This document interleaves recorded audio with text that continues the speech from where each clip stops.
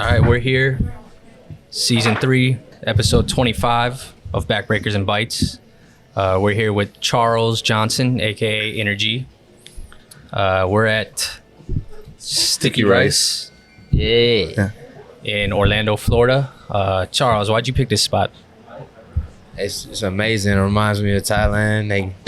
The people here is like real authentic Thai food, and it's a good vibe. It's clean. It's chill. You know. It is a nice spot, man. Yeah. When we walked in, even like just looking at the outside coming in, we're like, this is gonna hit. So we'll see. Yeah. We trust you. Yeah, bro. I'm excited about this. I'm sorry. I'm a little distracted. Somebody just like said I got a fight on Twitter, and I don't even. I haven't spoken to anyone about a fight. I was gonna make a joke about that because, dude, Yeah. what do you got? 15 fights in the UFC or something crazy like that? I got 11 now. Gonna be 12 soon, hopefully. Damn, you're gonna be on that. They gotta put you on that. What is that? Kansas City card? No, it's too late for that. I ain't been training for that. That's like 3 weeks away. Oh shit! All right. That's April 26th. I was hoping to get on there, but it's like I'm not like consistently training right now. Yeah. So for me, I'm just taking my time. I needed some time like to process this last performance I put out there, because I felt like I was just kind of like out there. Yeah.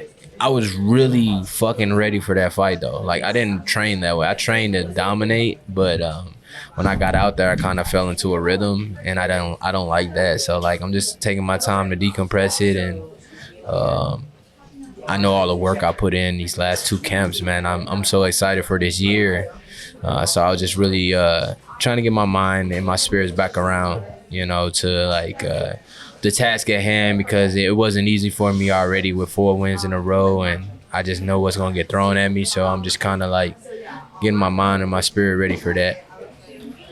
Yeah. So since we're talking about your fights, I want to ask you about one fight you had. Man, what was the guy's name? He was like Russian or Asian, something with a Z.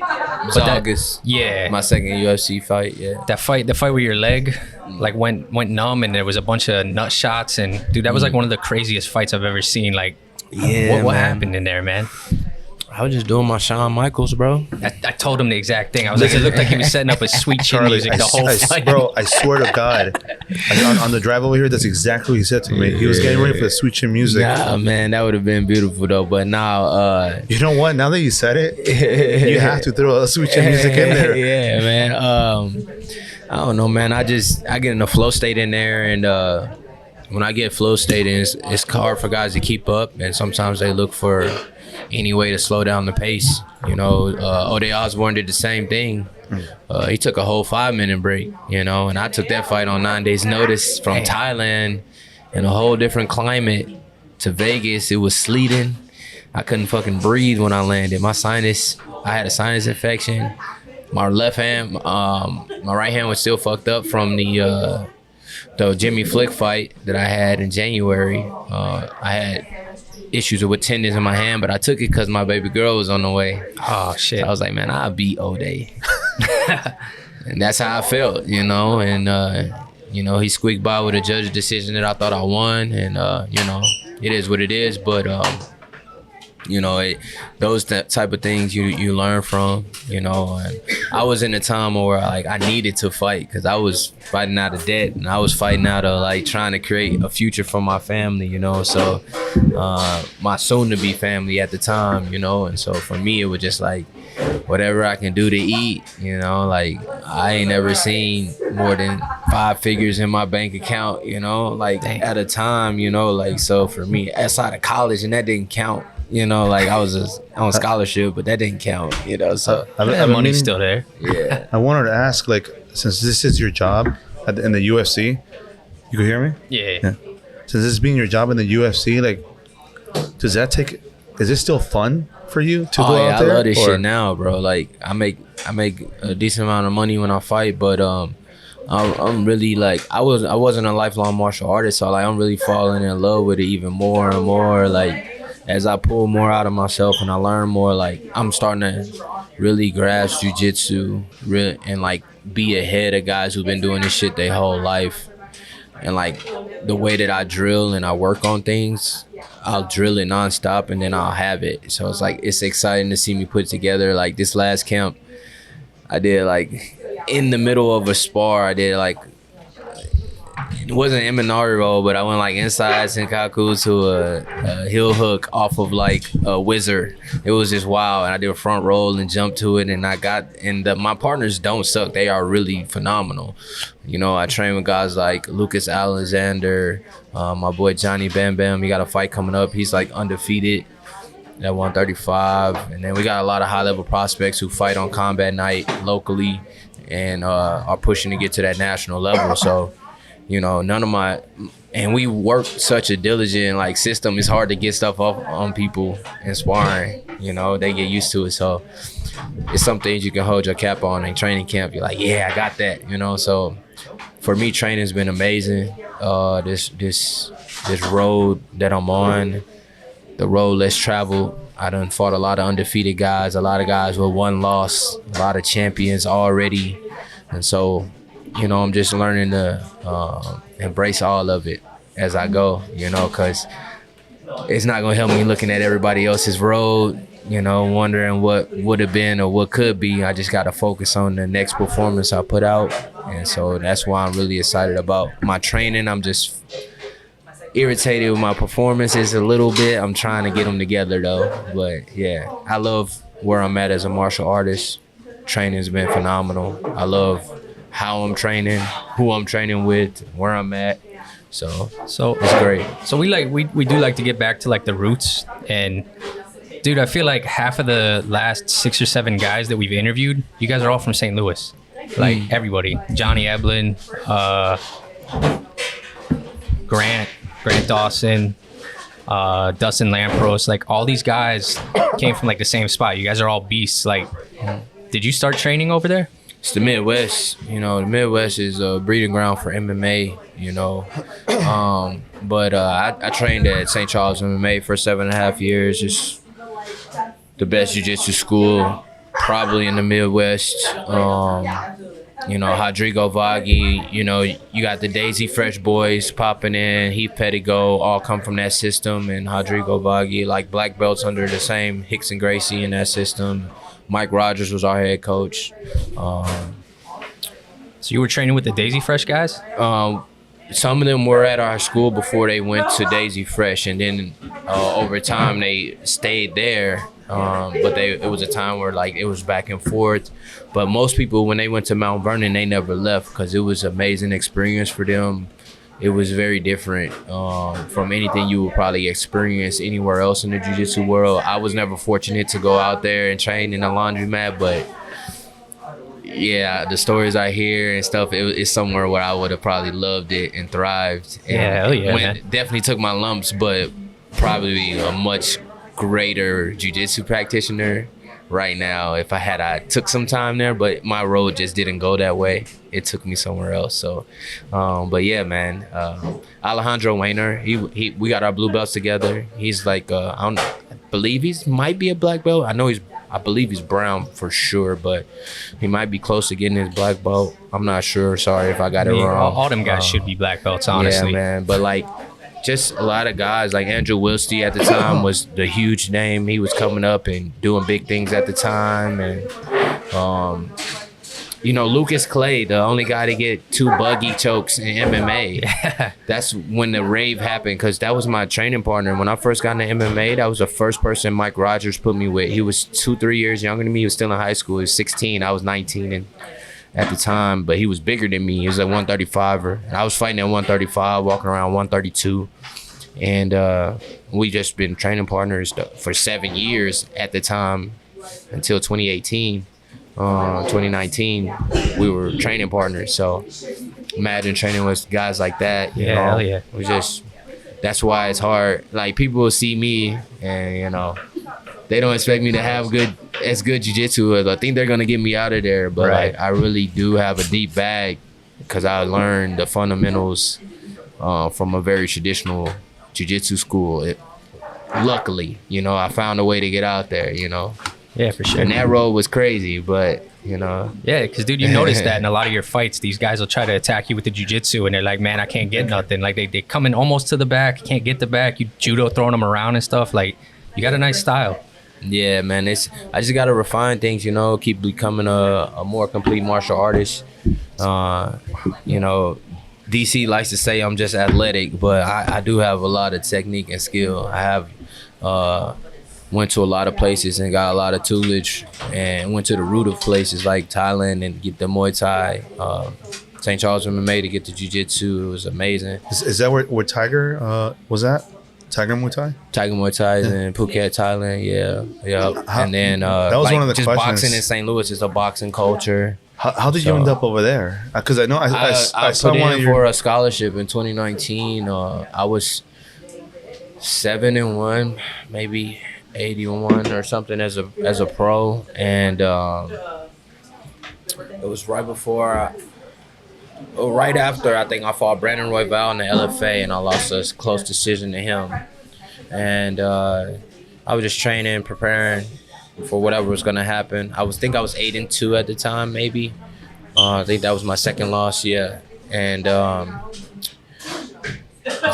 just seen Tiger Muay Thai tryouts online, the documentaries and stuff. And at the time, it was like the 2014 tryouts, which is, if you guys know anything, when you learn about it, like the whole Engage, you know, the company Engage, all the guys who were in Tiger Muay Thai tryouts together in 2014, they stuck around with each other for years out there in Phuket, and they built something. And it was Alex Volkanovski, Frank and George Hickman, Alex Shields, Brad Riddell, Izzy Adesanya, Dan Hooker, all the city kickboxing boys now that you know and love, and then some other faces, right? And so they built Engage, you know, and they built, now it's a world-class gym, Bangtao. You know, it's got the biggest names going through it in the north of Phuket. But they all started at Tiger Muay Thai. So I was watching those videos, those documentaries, and I didn't know who they were at the time. I put in the tryout. I got accepted. You didn't know about Tiger? I only saw the videos. Oh, shit. I only saw the documentaries. And so I was like, man, I got to go out there, because at the time I had this anxiety about throwing elbows and knees. And I was like, I got to learn Muay Thai, man. Like, there's nobody here in St. Louis to teach me. We had an instructor, but I just didn't rock with it. So I was like, I got to go to the root of it, learn it. That's what I was about. Like, I like learning things from the root of it. When I started MMA, I was like, I go to St. Charles MMA, the best jiu-jitsu school. I got to learn it. You know, I have to. You boxed a little bit too at that time, right? And I boxed. It was, you know, St. Louis is a boxing culture. You know, it's just, you gonna box. You know? over there in Tiger Muay Thai, was it the training more rigorous than what it is here? No. I mean, like, it depends on the person. Like, some people, they get kind of coddled, and some people got a little bit more money, and they take sessions, and they get, you know, private sessions, and they don't do as much work. And some people don't. Like me, I was living off $50 a month. I was living off Tiger Muay Thai sponsorship, and like, I was just getting it out the mud. I couldn't pay for no coaching or nothing, so I would just show up to the beginner and intermediate classes that the tourist was at to learn, you know, from the crews. And then I would do that, and then I make sure I go to the MMA classes, because George Hickman was teaching, and he had a phenomenal, like, wrestling approach to it. Cause him and his brother both wrestled in college in the States, and they just have great minds when it comes to, like, understanding the position of things. And I gel with it, and so it ended up being a great situation for me, because I was able to learn Muay Thai. I was able to take Muay Thai fights, and then I was able to, like, just ingratiate myself into just being a martial artist for the first time in my life. Because when I was in St. Louis, I was working 2 jobs, coaching high school wrestling, and working 2 jobs and trying to fight and train.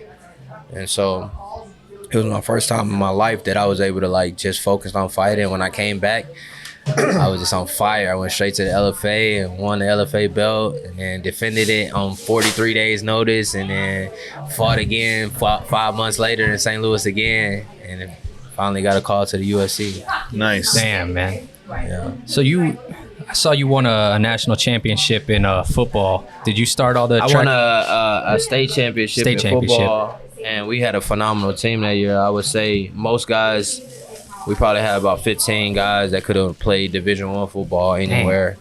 3 guys on that team who were underclassmen made it to the NFL. Damn. And so it was just a phenomenal class of talent. I didn't start. I played special teams, and I was backup safety.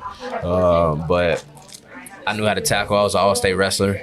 So yeah, I was going to say, did you take wrestling because of that? I knew football because I grew up on the sidelines with my pops growing up. He played semi-pro, so I was a water boy from the time I was 4 or 5 years old. So I knew football. My dad was a football coach, basketball coach, my track coach. You know, he coached everything. So I was a coach's son, so that's the I learned a lot. Fire. So did you, was football the first goal or? Was my first what? Like was that the goal originally? Like you want to play football? Thank you, brother. Damn. Thank you, Sam. Y'all welcome to share. It's fine. That's the wings? Yeah. Nice. Thank fried wings. I don't really do fried food. I'm gonna eat probably 1 or 2. But no, football was just what my dad loved, and I loved it, but I was too tiny, man. I was 5'2", 98 pounds my freshman year of high school. Yo, what? How much? 5'2", 98 pounds my freshman year of high school. I wrestled varsity by the middle of the varsity season, but I only got up to 100 pounds. That wrestling season, I was wrestling 103. I had like an even record, just as many wins and losses. I got most of my wins on JV, lost most of my varsity matches when I finally got to wrestle there. Got my ass kicked. It was tough, but I made varsity as a freshman. I was happy, you know. But yeah, man, I just always been about like throwing myself into it. Like experiences mold you, you know, and like I'm the type of person like I reach for things bigger than me. I try to expose myself to things that I don't know, because that's the only way I'm gonna know it, you know. And for me, it's like it's a learning process, but then like I never have like a failure in confidence with it. I just always figure like I'll figure it out, because I figure everything out. You know, that's been my life. So did you have family support during your journey to Thailand and to the UFC? I mean, my parents were both Marines, and they wanted me to pursue college, and I was a lifelong track athlete. My dad coached me, so they wanted me to pursue that. So they weren't too happy when I told them I started fighting, and my mom would constantly ask me like, where do you see this going? Like, where do you see fighting going? I'm gonna record you taking your first fight. Yeah. What did you order here? I ordered lap gai. So the Thai word for chicken is gai, and this is lap gai. It's like I don't know, it's fire. Y'all can try it. Is that the cucumber salad on the menu? Is that the spicy salad that was on the menu, or? No, it's not necessarily. It's not really spicy at all. It's not bad. I'm not a spicy person. Mm-hmm. It will open you up a little bit, though. Make sure to get the zin in there. Does everybody call you Charles, or they call you Charlie, or you have any nicknames? CJ. CJ? Most of my life I was CJ. The only people call me Charles are my professors and people who didn't know me before they knew me. CJ it is. Here, brother.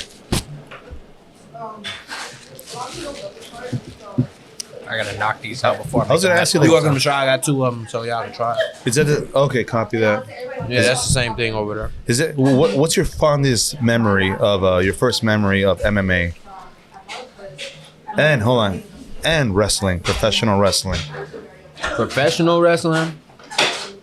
I never went to a live event, but I loved it. I grew up during like the Stone Cold, Steve Austin, and the Rock era, so I think I was alive during the best era of wrestling. Oh, 100%. Yeah, you got all agreement I over here. remember being in the 4th or 3rd grade, and getting my ass whooped when I got home because I did the Degeneration X. Just suck it. Because some chick on the playground pissed me off. And, you know, I was a hothead in school. I was a class clown when I was in elementary school. I stayed, like, I would finish all my work before everybody and be tapping on the desk or into something. I just, like, school just wasn't for me. I was too, like, it was too slow for me. Yeah. And so I was always in trouble, like class clown type stuff. I was witty. Teachers didn't like that because I had witty comebacks all the time. And I don't know, I just stayed in trouble, like, for dumb shit until I got to middle school. But, yeah, like, I guess I would have to say, like, Stone Cold and The Rock's beef. When he hit him with the car. Yeah, that's Yes. classic shit. Yeah, I just remember they skits, like, somebody going over the bridge in the water and just random shit, you know, like, it was great. It was great TV at the time as a kid. And I really did not like Ric Flair, and I did not like Triple H.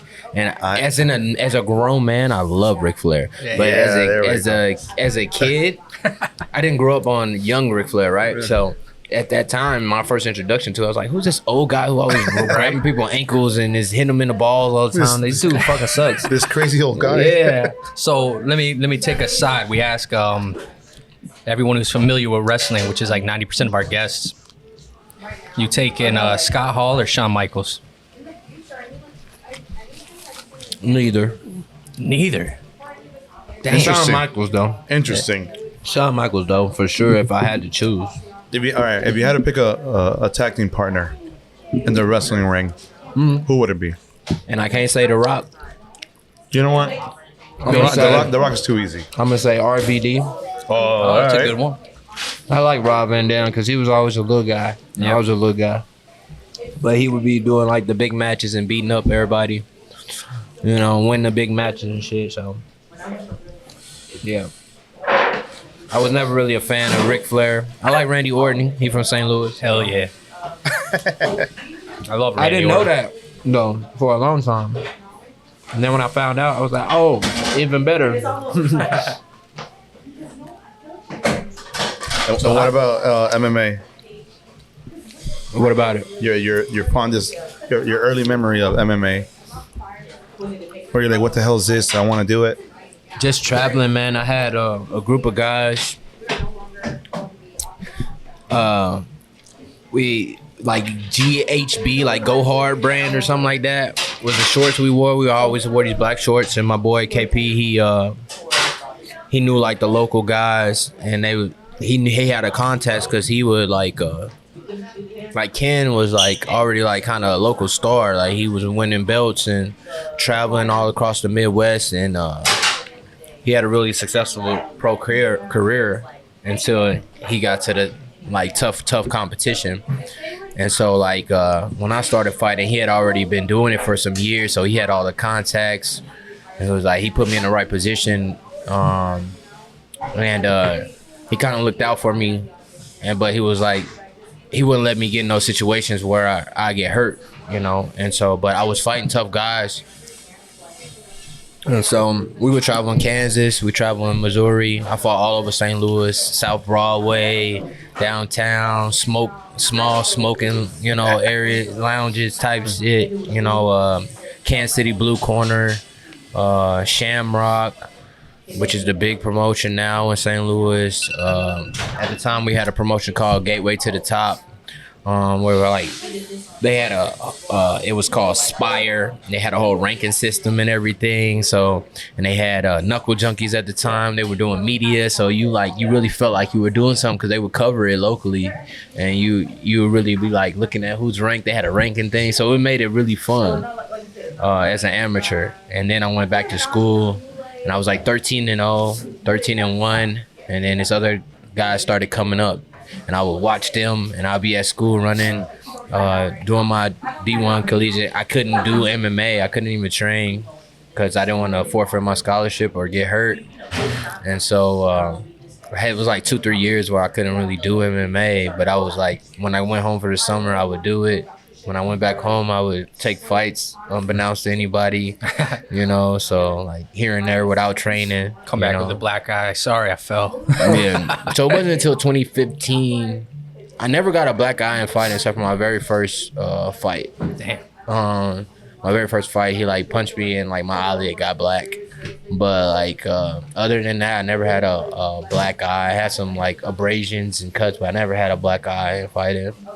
I only been dropped once in fighting, and once as amateur, once as a pro, and the amateur one don't count because he was 30 pounds heavier than me. So it's amateur. Once you go pro, that's all under the bridge. Yeah. So yo, you fought in LFA, and like you just mentioned, you fought Royval. Do you feel like it was much of a jump to go from that to the UFC? Because it feels like, dude, half of LFA is in the UFC now anyway. LFA is the premier promotion for putting the best flyweights in the UFC. Every flyweight champion or contender who's been in the LFA has contended for a title almost. Yep. You got Brandon Royval, Brandon Moreno, Figueiredo fought there.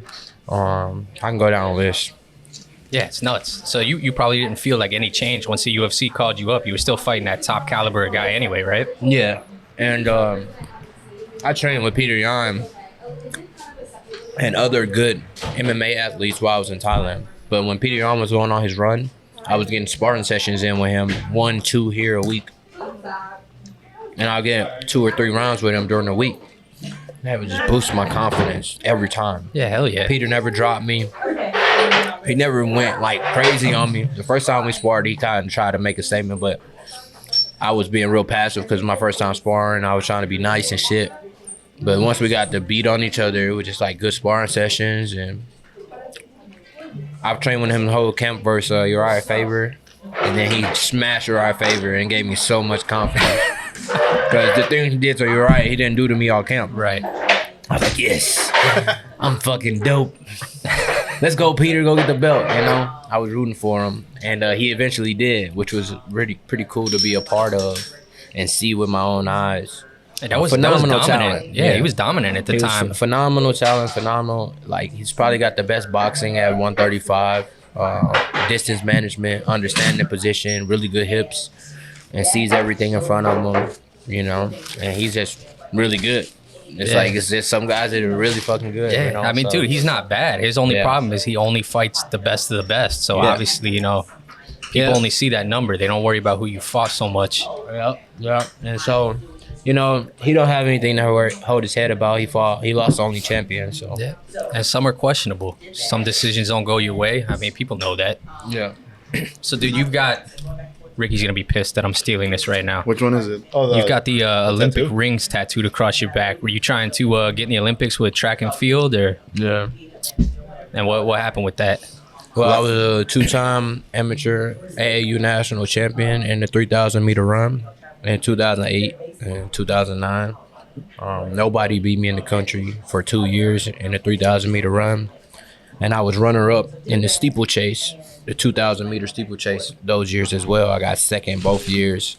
My last year, I thought I would win it, but the guy who beat me broke the national record, so I didn't have nothing to hold my head about. Shit. He was about 7-8 seconds in front of me, but I beat my best time by like 12 seconds, so I was happy. Yeah. That's a lot. That's an eternity in track. 12 seconds a whole straightaway. Well, dude, in 3,000 meters, I don't think people can understand, like, because you... 7.5 laps. Yeah, and you going almost full power, right? I mean, you pacing yourself a little bit, but... Yeah. You're probably like my doing... last lap of my 3,000 meter race, my last race ever in AAU Nationals, I probably ran like 61, 62 seconds, which is blazing for a 3,000 meter run. Damn, man. Holy crap. Yeah. I'm gonna faint on a 400 meter right now. Yeah. So I was I grew up. That's what I did, man. Every summer, the track community in St. Louis was big. We had a lot of phenomenal talent. Like I said, the community was just a track community, and we had some of the best athletes in the country, like breaking national records out of St. Louis, Missouri. And so, the first Olympics was in St. Louis. St. Louis has always been a track hub, a soccer hub, And people just know the Blues and the Cardinals, but St. Louis has been a boxing and track hub for a while, community. So, yeah, man, that was what I thought I was gonna do in my life. I thought I was gonna be a triathlete. Actually, I thought I was gonna finish college and do like the run, bike, swim shit, and fighting fell into my lap. You don't try to do that on the side like the Diaz brothers, just keep the cardio up. I haven't, but maybe in a few years. But I'm honestly like moving my head into like business when I'm done. I really want to give all my energy into like other athletes and my kids, you know. So I don't really like. I've been competing in sports since I was 6, like running track since I was 6. Damn. Doing team sports. I didn't fight it until I was 21, but I was doing team sports and I had dabbled in every sport. Like I did every sport. In high school, I did 2 sports. I was on varsity in 2 sports at the same time: cross country and swimming, and cross country and football my senior year. Damn, man, that's a lot. And we won state in football and track my senior year, and I was all state in track and cross country. So and wrestling. What brought you to Orlando? Team Fusion Xcel, Julian Williams. He has a great system. A lot of jiu-jitsu, and it's a lot of brothers down here, so some flavor in the gym, and it's cool, man. Like it's a good vibe. It's a good vibe, man. It's just a good vibe. It's a family city. Yeah, sure. It's not like Miami. I mean, it might be soon. Don't speak too soon. Miami's a little off. You know, I don't really like being there too long with my family, but here in Orlando, it's a lot of shit to do, and then like Tampa's not far either, so Yeah. It's nice being central. Yeah, away from the storms too, you know. Yeah, it's not a bad MMA place either, man. Like I mentioned, I trained up the street a long time ago. They only had like one gym here, but now you can't go to the corner of the block without finding an MMA gym. So Jiu-jitsu schools starting to become like liquor stores and churches. yeah, no, 100%. You know, every liquor store got a church. Every church got a jiu-jitsu school. You know? You ain't lying though. That's the crazy part. I didn't think there would be enough people to fill all these schools, but somehow you go, they all got a little base. It's nuts. Yeah, my jiu-jitsu school, jiu-jitsu instructor Tracy Taylor back in the day used to call it Sunday school. He used to come and sit in there with us and say, ask anything. And today is the day that I'll break everything down and go slow and show you. He was a black belt under Rodrigo Vaghi. Knows his stuff. And I learned a lot. I was able to soak up a lot of knowledge from him on those Sundays, you know, during that time. So what belts are you right now? Blue. Okay. I thought Wikipedia was tripping. I haven't competed in the gi. And I haven't really trained in the gi since 2019. Damn, but your coaches won't give you like some props and just throw you a belt to represent your skill? I wouldn't want it anyway. Yeah? No. That's one thing I want to like really build and work through. So you're going to go to the gi at some point? Yeah, actually, funny enough, Pans was just here. Right. And my teammate who trained with me my last 3 camps, Courtney, he won it. He didn't get a point scored on him. Oh, that's awesome. What weight is he at? He was at maybe 54. Oh, dude, that's a brutal division too. Yeah, but he's masters. So Yeah. he had a few decent guys, but like he got to really see his progression from last year to this year, and that was cool to watch him do that after, you know, kicking his ass and training during our training camps. And he is really good at jiu-jitsu, but like he's not a mixed martial artist yet. Right. He's trying to learn. And so it was really cool to see him put it on people and what he does. And that was fun for me to be out there and watch him do that. And it inspired me to like, they're coming back in July, so I'm like, all right, I'm gonna throw on my gi and start going to some classes and get this blue belt up, you know. Oh, dude, you'll run through the blue belt division. There's like no doubt. Yeah, I feel bad, but I don't. Because I still gotta learn too, you know. Right. Like, well, dude, look at gi's not the same as no gi. what's Like your no name? gi, I'm probably a brown belt. Yeah, easily, but that transfers. I mean, all you got to know in gi is how to hold the grips and stuff to adjust your game. Well, I'm only good at no gi because of my gi, traditional gi foundation. Right. That's the only reason why I can like get away with a lot of things in nogi because I understand what's happening. You know? Yeah, that's what they say. Once you got to get out the cloth and stuff, you get trapped. So once you got nogi, you know where not to get trapped. But I mean, don't feel bad, dude. Look at what's her name, Helen Morales. I mean, look at Mighty Mouse. That motherfucker was a world champion out there beating people. Yeah, dude, he with fought a that blue belt 300 pound guy. That was crazy. That's so true. He was a world champion fighter though. That's so true. Well, dude looks like a Olympic gold Mighty Mouse medalist. ain't give a fuck. He was like, yeah, he was going at them boys. But that's how They it gave is. him his belts right away, though. As they should. As they should. I'm sure he earned them. Yeah, you probably be jumping to brown as soon as you compete. We'll see, man. I'm just trying to get better, man. Yeah, I'm yeah. not really in a rush. Oh, it's lifelong, I just man. want to really have it, you know? Like, and that's what my whole goal is. And how I'm training, like, I really want to know this shit inside out and be able to teach it. If I can teach it, you're not going to fuck with me, you know? Right. Because I know it now and I know what you're trying to do. You know? You teach a little bit? Only my guys who I train with, like, I'll give them some tips on, like, some things I've learned over time. But I kind of let guys come to me. The longer you in it, you know, I don't want to feel like a lot of guys be trying to tell people what to do all the time. Right. I like letting people find their way, and if they ask me a question, I got a lot to say. Yeah. I'll wait till they come to me most of the time. That's the way, Unless though. I really care and I see them keep fucking up or they got something coming up and I don't want them to get hurt, I'll tell them, you know. But for the most part, I try to sit back and let people just learn. That's the biggest part. Like, my coach, Joaquin Murcielago from Michigan, you know, he always says you can't like make anyone fight. He was like, I would never make anyone fight. I would never like try to talk someone into a fight or nothing. Like, you, this fighting is one thing. You gotta decide for yourself if you want to do it, you know, because you can really get hurt in there. You know, he come from a boxing background. You Oh, know, hell yeah. You know. CJ, you have any pre or post fight rituals that you do? Eat good, drink a lot of water, Watch train my ass anime. off, and watch anime. If you had one of my questions was, if you could pick any anime character that would resemble you, who would it be and why? Come on, man. He's got him on his leg.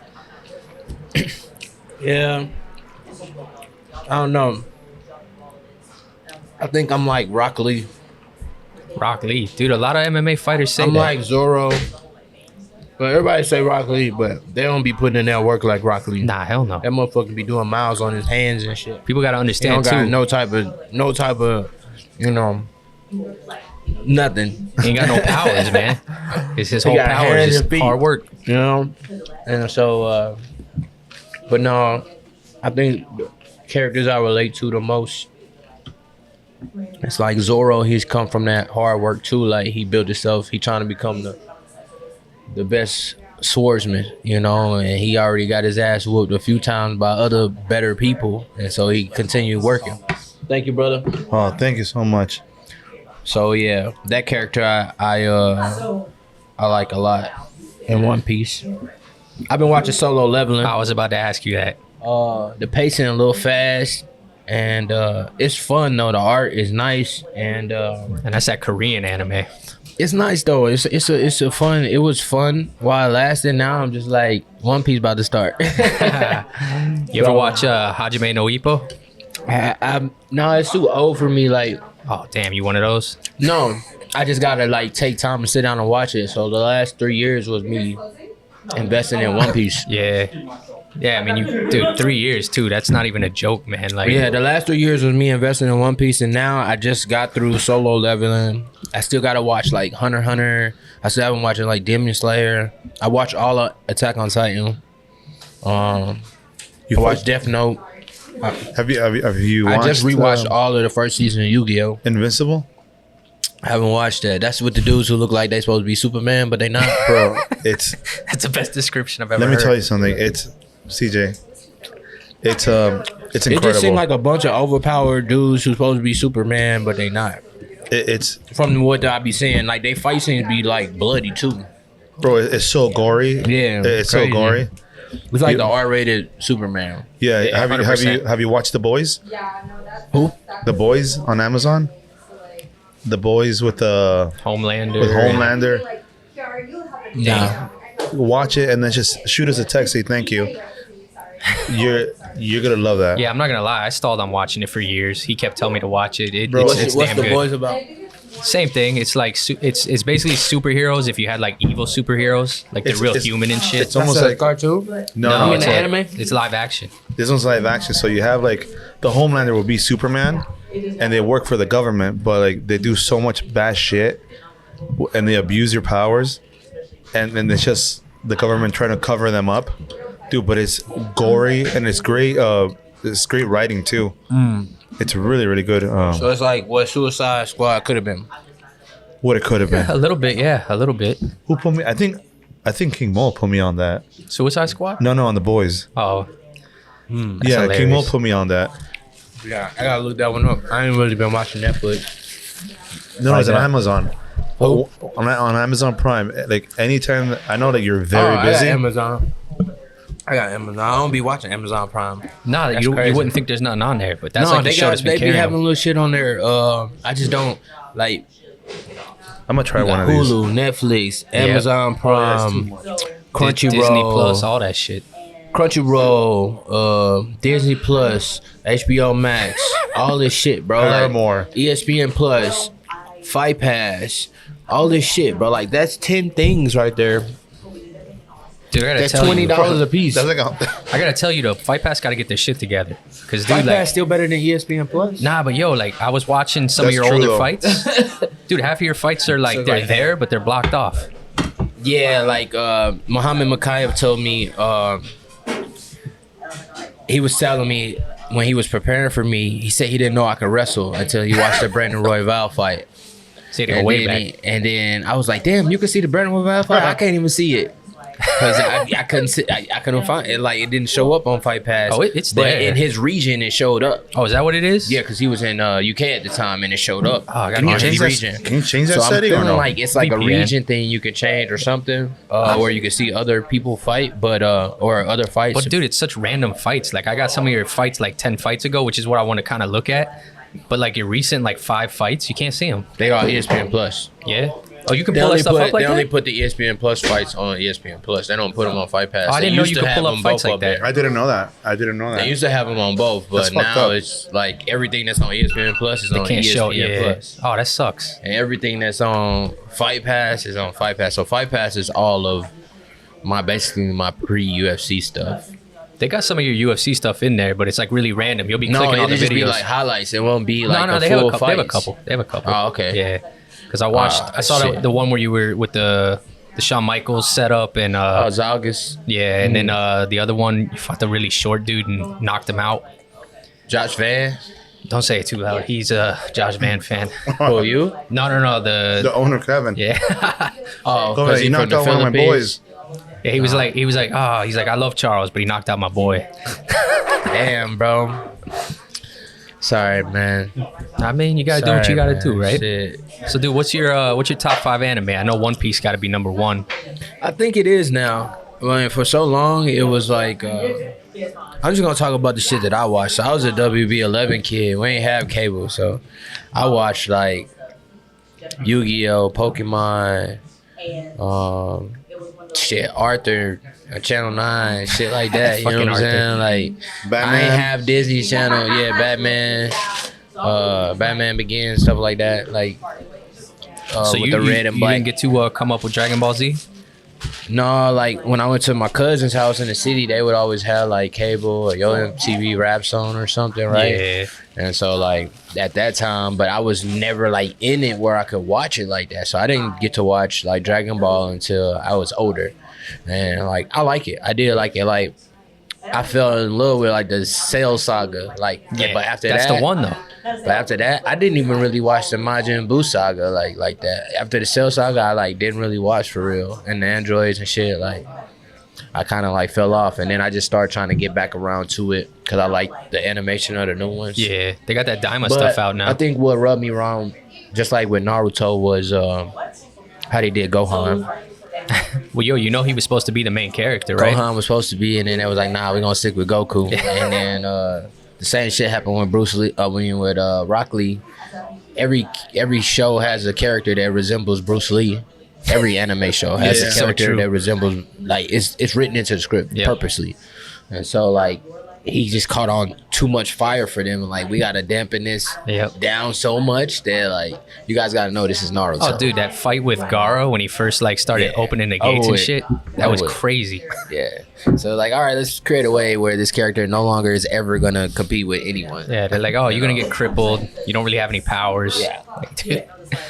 You're right though. That's exactly what they did to Gohan. They were like, hey, he's supposed to be Goku but stronger. But you know what? And Goku even said it. Yep. And his title was the world's strongest Saiyan. Like, he's supposed to be the strongest. He literally is. That was the Cell Saga. He was supposed to be the guy that saved the world.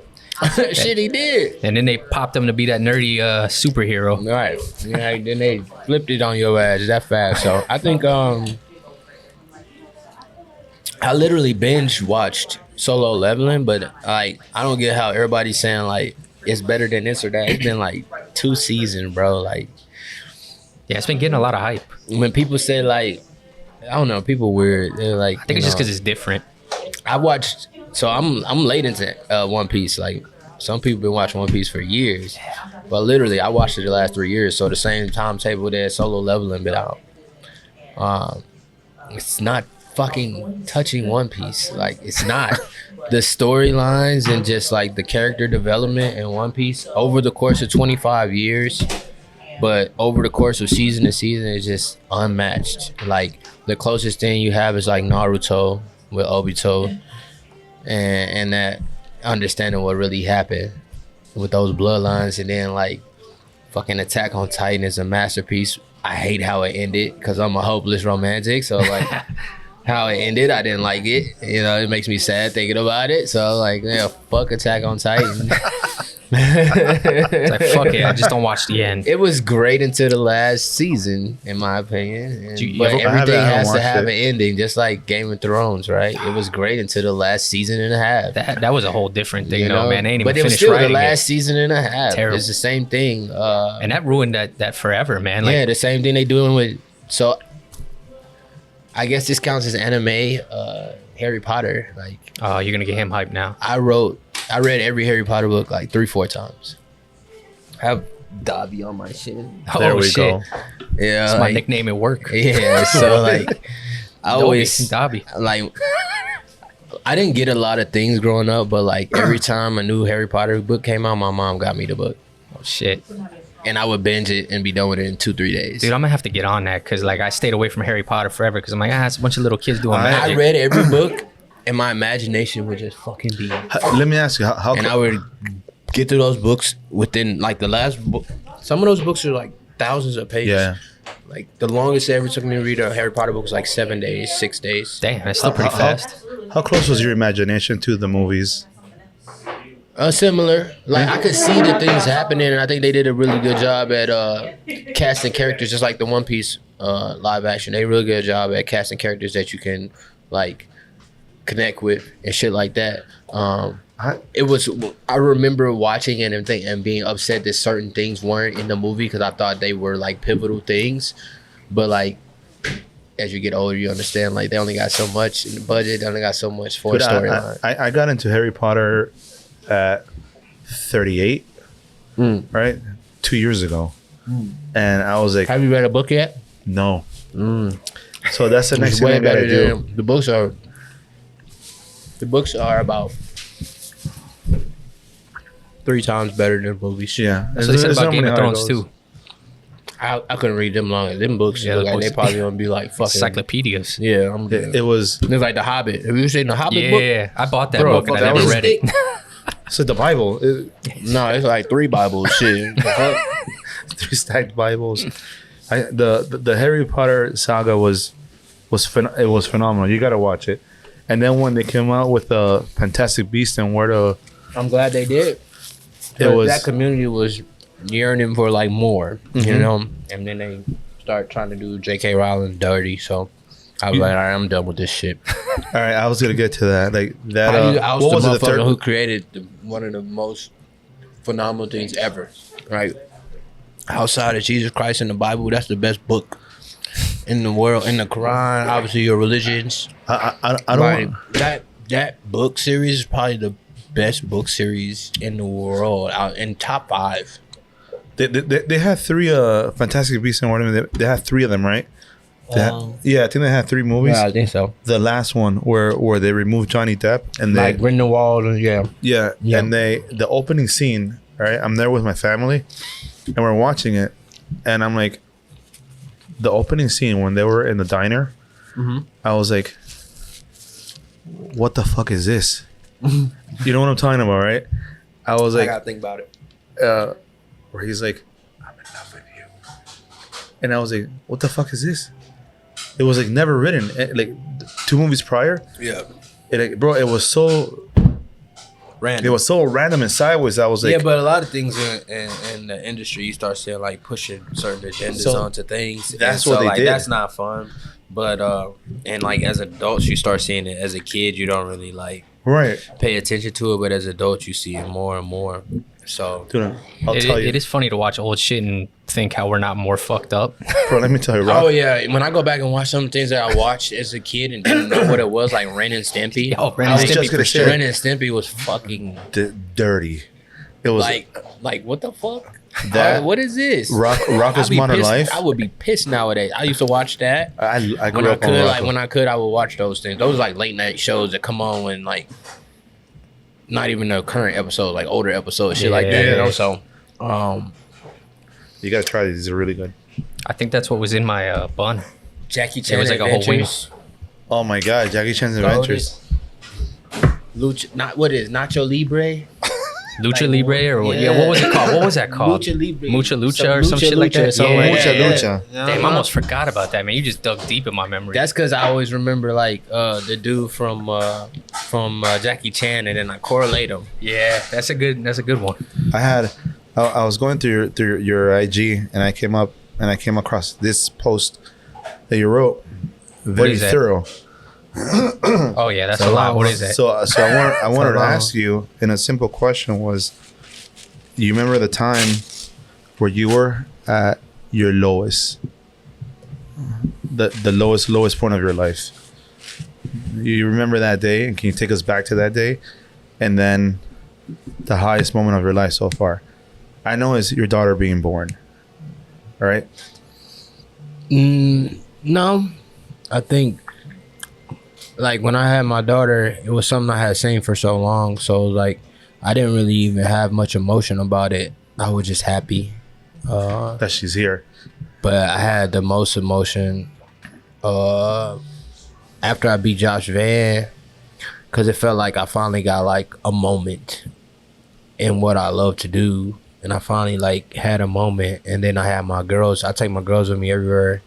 We were in Keystone, Colorado, and it was just a great trip. I had my strength and conditioning coach there. He's a very positive man and positive force in my life. So always speaking positive things, just like me. And so we had spoke a lot of things into existence. That was a short notice fight, and for it to all come together, I took that fight on like 12 days, Jesus 11 Christ. days. And for it all to come together the way that it did was like years and what I had been through, like the year prior, losing those close fights. And it was just like culmination of all my work. It was like finally I had a moment. And it all hit me at once. We was going up like the ski resort, like, cause I don't get many times where like I sit there and I just like let it hit me. We were going up in Colorado, up like some gondola or something. Me and my wife was sitting there, and I just started crying. And she's like, "What's wrong?" I was like, "Nothing. It's good. Everything's Happy good. tears. Everything's good, babe. Like everything I ever told you I wanted, we have, and then some, and it's happening. You know." And so that was That's a the great best. answer. That was the best moment. After that fight, being able to like feel like I'm finally able to provide for my family, Right. my friends, my close loved ones. I'm in a position where I can kind of help, you know. I always felt like I was struggling to get out of this hole, and I was most of my life, like trying to figure it out, you know. Like it's just not easy. And so like I think the lowest point was losing my scholarship in college after my freshman year, being short one credit when I got back on campus, thinking I was trading my ass off during the summer, I was an all-conference athlete my freshman year.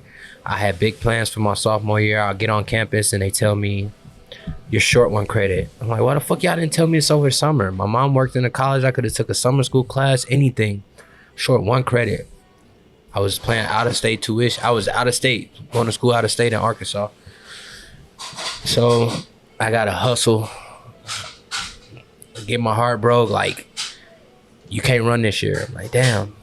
Like, it ain't nothing I can do. It ain't nothing I can do. And then I got to figure it out. I got to still pace for school. I got to figure out how I'm going to stay on campus. I can't go back home. Like, I'm not going back home. Fuck that. And so I was like, I got a job at JCPenney, and I worked off my whole sophomore year. Passed the class that I failed twice. It was just biological science, but it was an agriculture class, agricultural school. I had 2 foreign African teachers that I couldn't learn from. When I finally got a professor that was American, I got a B in the class, and I figured out how to study a little bit, you know, and learn how to do the curriculum. But it was just a learning process. But that was my lowest point, because when I got back home, me and my parents weren't on good terms. I decided not to go back to that school, and then, you know, I ended up being just out in the streets for like 2 months on my own, like homeless basically. I was homeless. I was working at Walmart from 4 p.m. to 1 a.m. and then I'll do the double shift until the Metrolink ran in the morning. Damn. And then I just figured some shit out, man. I ain't gonna tell y'all everything, but I had to figure some things out. And like, some nights I stay in the parking garage. Sometimes on the weekends I go with my boy KP to his crib, or I go to my cousin's house. At the time, he was not engaged to his fiance, but he was dating what would become his wife, his ex-wife now. And so it just wasn't a good situation to go over there all the time, you know? So it's just like a lot of shit hitting me at once. And I had to really figure out who I was. And if I had not went through my sophomore year where I learned how to get a job. I put the things I go by to this day, which is prayer, positivity, and perseverance, my 3 Ps. I put them on my wall my sophomore year in college. And my motto, I knew I had to figure shit out. And I've always took that mindset and what I went through during that time into every situation and been able to figure it out. I ended up with a 3.8 cumulative GPA that year. You know, like, it was never about like the smarts. It was just like figuring shit out, you know. So, Right. And dedicated myself to something. And like, just like with AAU track, being a 2-time national champion, it's like, if you really focus and dedicate on something, you're going to be successful at it. And so, yeah, I would say those are my lowest, and then my highest. Dude, you put me right there. When you said in the garage, I was picturing everything. Yeah. Yeah, and then like, yeah, man, it was some tough times, man. Like, it was times when we didn't have hot water at the crib and nobody knew. You know, you heated stuff up in the microwave to use the bathrooms and shit. It was just like, and not because my parents wasn't like good parents or anything, this shit happens, you know? And you go through them as a family, you don't tell everybody in the world. Right. And yeah, so like, it wasn't always easy for me or my siblings or the people that I knew and grew up with. But like, the culture of St. Louis is just like dog eat dog, figure it out at the time. And then like, you know, it's a crab in the barrel mentality that you're gonna make it out, and the ones who make it out become superstars, like Jason Tatum, you know, Nelly. Like, no Jason Tatum, man. I gotta get out of here. Yeah, big dogs, big dogs, man. Like Cedric the Entertainer, you like the ones who reach that level. I can go down the list. I can keep going, but yeah. Bro, thank you for sharing that. Yeah, bro. I appreciate that. It's been a road, man. And so like, the time going to Thailand was like realignment again. I was in a 7.5-year relationship, broke it off. Me and her broke up, and now I was down again, and I had to figure it out. And I was living on $50 a month in Thailand, man. My dad sent me $50. I'm heating up food on a hot plate, no windows. Damn. Running to Tiger. I'm living on the street though, so it's like a 1.5-mile, 2-mile street, where the walking street is in Phuket. So, you know, never asking for nothing, never having much, but never in need of much either. You know, I just figure it out. And then, so like, where I'm at now is just like, I know I'm blessed. I got everything I ever wanted. I got a beautiful family. I'm able to take care of my family. I moved my family to Orlando to pursue this fighting dream. So it's been blessing after blessing after blessing. It's taking longer than I wanted to, but I look at my road and I look at these other guys. You think there's And I'm just like, they not like me, man. So that's why I'm so excited about training. And not going back to riding it all back out to the beginning question was about training. And that's why I'm like more excited now than ever, because these past 4 years I've been able to really lock in to like who I am as a martial artist and start figuring it out. And I feel like now I'm starting to get into that mode where like it's gonna be a very tough task for anyone on any given day in the world to beat me where I am now. And so that's fun, knowing that it's on me, you know, but then that comes with the anxiety and shit. So like that's just the game now. If you ain't got the anxiety, you're not testing yourself. Yeah. By the way, I hate team sports Yeah. because there could be that one good player, Yeah. then the whole team brings you down. Yeah. So But some of them elevate the team, and you know, like LeBron James, his rookie year in the NBA, he had Bobby Williams, and he had Mo Williams. I'm sorry, and then Dragunas or whatever his name was. Zalgis, but he made him look like an all-star, but Yep. he was just getting 10 boards and 10 points a game, you know, like LeBron went out there with a bunch of guys who ain't never made the all-star game. Ain't never made no all-defensive team, never made no first or second team all-NBA. He went out there as a rookie, 18 years old, took his team to the NBA Finals. People don't understand how fucking amazing that is, bro. Like, that's crazy. Yeah, no one does that. I mean, truly. And at the time, it was right at the end of the bad boy era. The 04 Pistons was crazy, bro. Like, so, yeah, man. So who's your team in basketball? I don't have teams, man. My team that would have been my team got broke up when they was young guys, and that was OKC.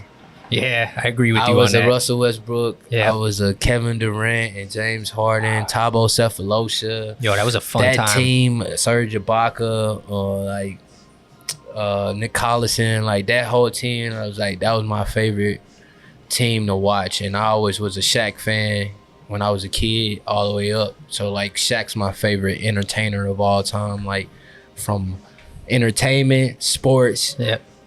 to living life as a human. Like, who lives a better life than that guy? Like, he does something new all the time, fun, learning. Like, that's how you should live your life, not without the money. Like, he going and learning shit and doing it. Like, Yep. he's a fucking DJ. Like, you know, dude rented out a college and paid for all his boys' tuition so they that's could just have a one thing class. to do. Like, that's just money though. Like, I'm saying, like just for him to still be inspired to do new things all the time and invest in new things. because he and could just put his feet find up, people and teach. Like, he one of the richest men in the world, probably. You know, top 5% for sure. You Yeah, know, easily. like individually probably. And so like, I don't know, man. You It's see- just inspiring to see the things that he still does, with knowing that like he don't gotta do shit. I feel like every week there's like a YouTube video or an Instagram of like Shaq buying something for somebody. Dude, For like, he's always blessing people Dude, up. my fucking neighbor went to Publix next to my house the other day, and Shaq rolled up to buy Girl Scout cookies. But he was just really wanting to donate to the Girl Scouts, so he Yeah. bought all the cookies, gave them to my neighbor. No way. My neighbor was like starstruck. He's like, "Yo, can I get a picture?" He's like, "All right." But then like a crowd started forming. He's like, "Look, just stand behind me. I'ma smile, and we'll take the picture." He's like, "But I can't take pictures with all these people, you know." Yeah. So Dude, yeah, Shaq. I mean, he sound cool the as guy hell. who's recently sold me and my wife our vehicle. He trains at our gym. His name's Kyle Clements, and his neighbor is my favorite. I'm a Philadelphia Eagle fan, always been since I was a kid. shit. I hated the greatest show on turf. They used to catch the ball and slide on the ground. I was like, these motherfuckers. I love defense. I love defense. I love seeing somebody hit somebody. So, I liked the Tennessee Titans when I was growing up because I liked Eddie George, and then I liked the Eagles, Brian Dawkins, and all those boys, Jeremiah Trotter and Don McNabb and stuff. So, I grew up with as a Philadelphia Eagle fan, and so the guy who sold me my car, my guy Kyle, he trains at our gym. He just does casual stuff with our jiu-jitsu instructor, doing strength stuff to work out, you know, normal things. He invited us over a couple weeks ago for our daughter. Our daughter is going to be 2 years old, and his daughter was her 4th birthday party. So he invited us over. He just casually says, I was like, man, we was talking about sports because the St. Louis Cardinals was on TV beating somebody. I was like, yeah, I'm from St. Louis. He's like, oh yeah, I didn't know you were from St. Louis. I was like, yeah, but I'm an Eagles fan, man. Like, I've been an Eagles fan my whole life. It's like, oh, okay, yeah. Brian's usually outside cutting his grass. Brian, like Dawkins, like the Brian. It was like, yeah. It's like, yeah, he's usually out there. He's a pretty nice guy. He's pretty cordial too. It was like, but he's working all the time, so you know, you might catch him. I was like, you live next to Brian Dawkins. Yeah, right. These homes were beautiful. His house was beautiful. The nicest homes I've been in ever, and nice home I've been in. But yeah, I was like, dang, you just casually live next to my favorite football player of all time. He just dropped that in there. I was like, I it was didn't even know no he thing. lived in Orlando, but it makes sense. ESPN up the road. So, Yeah. but yeah, that was cool to find out. That was cool. You met him? Not yet. Hopefully Soon. it'll happen. Soon. Yeah, that's just how things happen. You know. You've been starstruck by anyone? I think the St. Louis in me doesn't let me. No? Like, I'm dead ass, bro. Like, He's trying to keep 100%. Like, I'll try to speak to people, but if they like busy or something, I just be like, all right, whatever, next time, you know. But I like meeting people and talking to them and asking them certain questions about certain things and like getting my question in. Yeah. I like that because I think everybody has something to value. My wife hates that about me. Yeah. About me. So I think the first person, like Jordan Burroughs, he like my big bro now, you know, like I like, Are you chilling with Jordan Burroughs? yeah, that's like big bro. Like I gotta, yeah. And we went to me and Joaquin Buckley went to a Rudis event in Detroit a few years now. And we rode in the Sprinter van up there and it was like, let's go watch, because Kyle Snyder was competing against Jaden Cox. And it's like, let's go watch, man. Let's go watch. All right, cool. Rode up there. I was like, man, I got to talk to Jordan Burroughs, bro. I got to talk to Jordan Burroughs because the first time I ever saw Jordan Burroughs in St. Louis, Missouri, the NCAA National Champions 08, he got 3rd place. But my coach was like, watch this guy, he's different. You know, he was out the blast of killing dudes, you know, like crazy. Black guy too, like just a phenomenal at the highest level. Like, man, this dude's dope. And then you had Darren Caldwell at the time, was really nice too. I think he was with NC State. And so like I was watching those guys. So I have been aware of Jordan Burroughs since high school, 08. So this is like 3 years ago now, and I'm 30. And I was like, man, I didn't even know he was going, like, he was throwing an event. It was for like his foundation, the Beat the Streets Foundation that he partners with. And so they throw the Beat the Streets foundational event every year. They have some of the best wrestlers in the whole country wrestle. Kennedy Blades, you know, all these great athletes. And so we were in there, nights going by. And then I'm like, if we getting towards the end of the night, I'm like, man, all right, Joaquin, like, man, let's just go, man. I'm like, all right. And I was getting ready, for a second, I was finna leave, you know. For a second, I was getting ready to leave. And I was like, nah, fuck that. And I looked back, and he was over there having a conversation with his wife, getting his kids ready to go. I was like, man, I'm gonna go talk to him real quick. I walked up to him, I was like, can I get 5 minutes of your time? Because the whole night, he been shaking everybody's hand, introducing himself, holding conversation with literally everybody in the room. So I was watching, I was like, man, he reminded me of myself. And then, so I was just waiting till the time I could talk to him. He just had different people he was talking to the whole night. So it's like, yeah, man, sure. Start talking. By the end of the conversation, it was only like 5-6 minute conversation. He invited me out to Philly to a Penn State wrestling room. He was like, if you ever want to learn, come on. You know, you can come out here, and then, you know, we figured it out. And then he gave me his number. And then, so then fast forward. some months, I got the fight against Makayev. I was like, I'm finna go out here to Philly and wrestle. And so I went out, I made the call, went out there, got a little Airbnb on the west side of Philly. Had mice running through that motherfucker. I ain't give a fuck. It was baby mice, but you know. Yeah. Went out there for 2 weeks, and trained with the Penn State wrestlers. And the second week, with like 3 days left, he let me stay at his place with him and his wife and his kids. And like we hit it off immediately from the time I got there for those 2 weeks. Like we were just talking, you know, and it was nice. Like we knew each other forever. And then now we're just like, that's like family, you know, him and his kids and his wife. So that's awesome, man. Yeah, man. So just cultivating relationships, no matter who it is, you know, like I try to have like genuine conversations with people, and that's all it is, that's bro. all it is. I feel like once you you kind of feel like when it's forced, when you're trying to. I think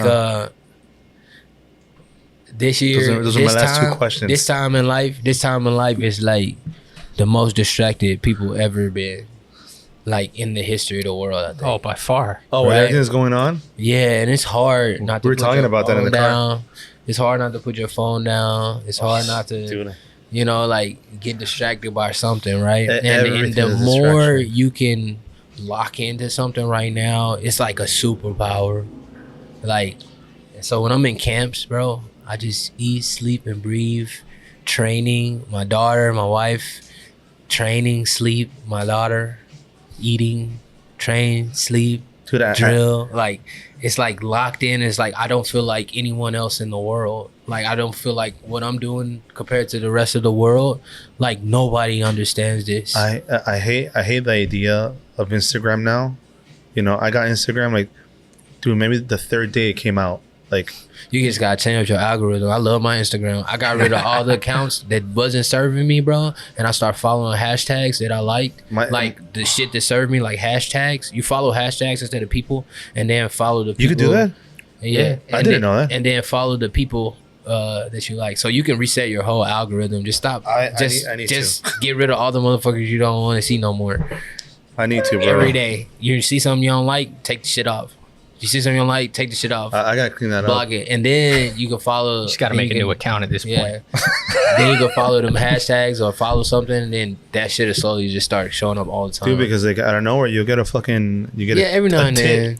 Every now and then. A fucking tit pop up. I'm like, that algorithm is brutal, dude. Like I did that. I don't get tits, but I might get some asses or something. No, tits and ass. Like, tits and ass. I'm like, how the hell does this happen? Nah, dude.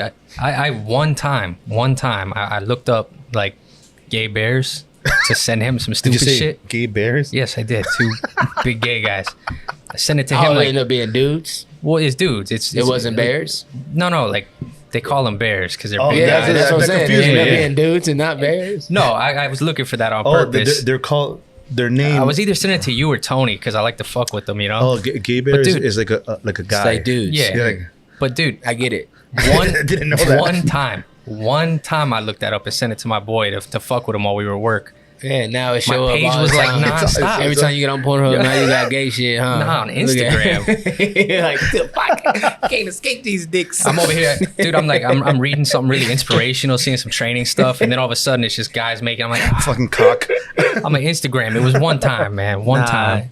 Nah, I see. I done censor everything that I let. I have my phone like that because, you know, I got baby girl now. Yeah. Dude, grab my phone or something, you know. I asked anybody that texts me, I go, listen, like, if you text me, don't send me shit because my son opens my phone. Yeah. And like now, like. Yeah, I was going to say, I don't even send my wife dick pics no more.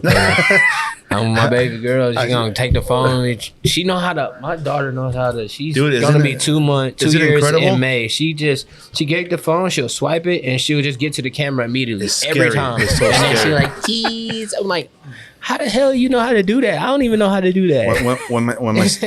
When my son was 2, I think I show you the picture. When my son was 2, he took my wife's phone and he unlocked it, right? Mm-hmm. And he takes a picture like this, All right, 2 years old, and then we find it I weeks. wonder who you saw doing that.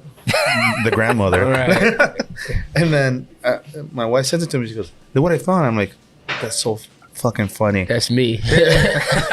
All you saw was yourself. I have 2 more questions. I'm just gonna shoot them at you. Yeah, knock them out. I got one wrap up, and then we. All right, say that one for last. All right. You started your own power slab? Is that true? Yeah, I tried.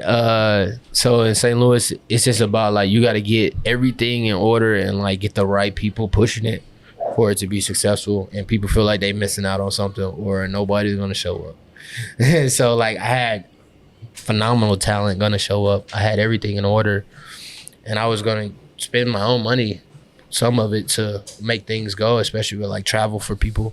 Damn. But it was gonna be at Ballpark Village. It was like pretty fucking amazing venue. And then I still have the mats waiting for me in the manufacturer. Like I still have everything to do it. So I think I'm gonna try to get with my guy Mitchell here over combat night and try to work out something with him where I can put on like a grapple and slap fights. When that happens, here. when that happens, I feel like it will happen. Yeah. Like hit us up so we could go Yeah. and cover you guys. For sure. I still got people messaging me like, bro, you still doing it? Because like they still hype about it. Like I had all the flyers. I got with my guy Dave Fritz, amazing graphic designer, and he made some beautiful flyers for the event. It was nice, and we were super excited about it. But you know, everything got its time. I didn't want to push nothing, and I was fighting, and I was just like, if it happens, it happens, because I'm not gonna like try to force things to happen. I gotta have certain people I'm talking to and certain things in order before this thing goes. If it takes too long, then it's not gonna happen, you know. Cause at the end of the day, I'm just extending myself to try to like do something for other people, and I don't have to, you know. Facts. I love spotlighting other people's talents and stuff like that, like giving people like a springboard into things. Yeah, you know? platform. A platform, yeah. Like that. And so my last question is, what is something most people don't know about you, but they have to see it to believe it? I play League of Legends. I rap. I'm an artist through and through. I do everything almost when it comes to art. I just can't play an instrument, but I think your voice is an instrument, so I count that. Yeah, 100%. Yeah. All right.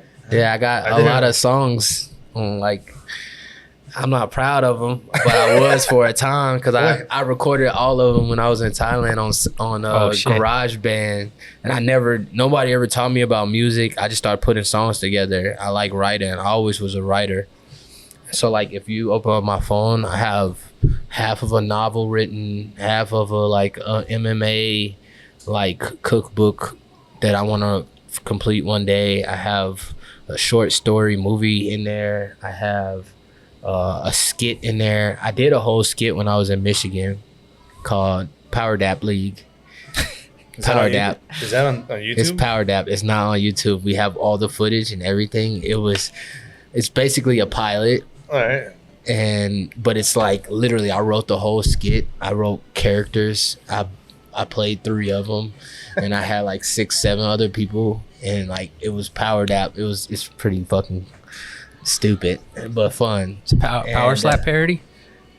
Yeah, basically. Is it like that? It's not, but it's nothing to do with. It's not anything to do with Power Slap, but it's the same. Oh, I got you. It's like Power Dap. It's based off of rock paper scissors. Yeah. All right. So like that. yeah, They need that. yeah. All right. So, I mean, dude, appreciate the time, man. We don't want to keep you too long. So let me just ask you one last thing. We'll kick it back to the beginning. So you said you opened up Twitter, and someone said you had a fight. You didn't know anything about crazy it. Kev, crazy ass. I don't know what he be coming up. Well, you with had this. you have enough he fights. he said he talked to I don't remember that dude's name who just fought recently. He's good. Lima. the Brazilian Yeah, the guy flyweight. that came from Bellator. I forget his first name. Is it Ricardo Douglas? Lima? Douglas Lima? No, the flyweight. Ricardo, is it Ricardo Lima? Is it Douglas or is Diego? I feel like, yeah, maybe it's Diego. I don't know. Whatever. Yeah, him. He Lima, just fought yeah. recently. Lima. But it's a guy that came from Bellator, right? No, Or no? he's a flyweight. He was a flyweight. Damn, Confusing I names forget here. who he just fought, but I think he's undefeated actually. I mean, that would make sense. You said you fight undefeated fighters. Yeah, I don't know. I just started is getting it, tagged in Twitter. Probably is Andre- Diego Andres? Lima or something. Andre Lima? Is he a flyweight? Let me see his picture. Is it this dude? Yeah, Andre Lima. Yeah, There yeah. you go. Yeah. He doesn't. Is he Brazilian? Yeah. Oh, yeah, he But looks yeah, somebody, Crazy Kev posted that up. So he apparently had a conversation with him, and he said that's the same thing that happened with Ramazan. They talked to Ramazan. Ramazan said he had a fight with me before I knew it. And then next, I had a fight with Ramazan. So maybe I do got a fight with dude. I don't know. I haven't talked to anyone. So we'll see. You like that fight? Or is there someone you I want to like- fight right now? No, yes. There's a lot of guys I want to fight. I want to fight guys with names.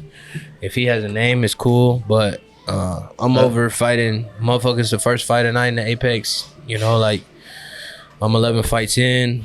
I ain't fought nothing but undefeated prospects and guys with one loss on their record. No losses on their record. And so the fights that wasn't scheduled for me, the short notice fights, are the only fights that I didn't fight prospects. And that's what's crazy. Like Jimmy Flick, Ode Osborne. That's spicy. Yeah, it's a spicy Yeah, version I of wouldn't that. touch that if I was you. So we'll see what happens, man. I really wanted to fight Kai Asakura, man. I think Yeah, that would he be a got a good lot fight. of followers. I want to fight Lazy Boy. Motherfucker got 2 million followers. I don't know. People like his story, I guess. And he Mexican, so he got a lot of followers. But Yeah, you I gotta just fight see that man these on the next guys. Noche. I see these guys with so many followers, and I'm just like, let me get that shit. I mean, if that's what's keeping me from a title, followers. Because had those guys did what I did, they be getting pushing for a title. Yeah, Because they got the 100%. followers. So because I don't got the followers, that's probably the only reason why Bro, I ain't that- getting the title shot. That's crazy. You think that could be a thing? It is a thing, 100%. Yeah. Dude, CM Punk got a fight in the that's UFC. disgusting. I know it's not. It's just business, bro. And so for me, it's just I gotta continue to make myself marketable in the U.S. market, and that's why I said I want to fight guys with names. And Diaz didn't have a big name for a long time, He was just middle of the road, and then he started calling for big fights, talking his shit, That shit worked. and making himself get big fights against big names, and then win some, lose a couple, win some, lose a couple. But he was making He was so himself popular. big off the fights, He Gotta start slapping people. So I just got to get into my bag and Are- maybe talk to motherfuckers in there like I was doing the LFA. I did that. Are you know? comfortable? So, Smack talking? yeah, I did it in the LFA. You watch my fight with Carly, I talked to him the whole fight, and I was taunting him the whole fight, and then I just got into this mode where I was just trying to win all the time, just focus on winning all the time. Even to the point where if y'all see me and I ain't got no emotion, that's not good, bro. I gotta have emotion when I go in there. If I'm crying, I'm probably finna beat somebody ass, Yeah. I gotta have emotion.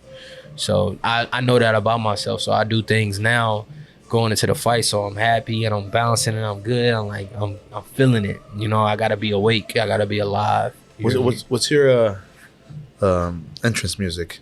It's A different choice. every fight for that reason. It's different every fight for that reason. When I was younger, it used to be Fuji La why am I Not the food. the Fugees? The Fugees, right? Fuji La by the Fuji. Why? I don't even know why I stumbled on that. I was gonna say Wu-Tang. That's why I was like, yeah. Fuji La is something I walked out to a lot of my amateur fights. I used to have my hat on and yeah. So yeah, man. Whatever moves me. That's what I walk out to now. I be putting songs together. My last fight, I put 2 songs together. It's a good move. Somebody made the intro for me. And then I did like a Warriors intro from the movie The Warriors with the clanking of the bottles. And then I got into it. The fight before that, I did Kung Fu fighting because I was fighting Sumu Darji.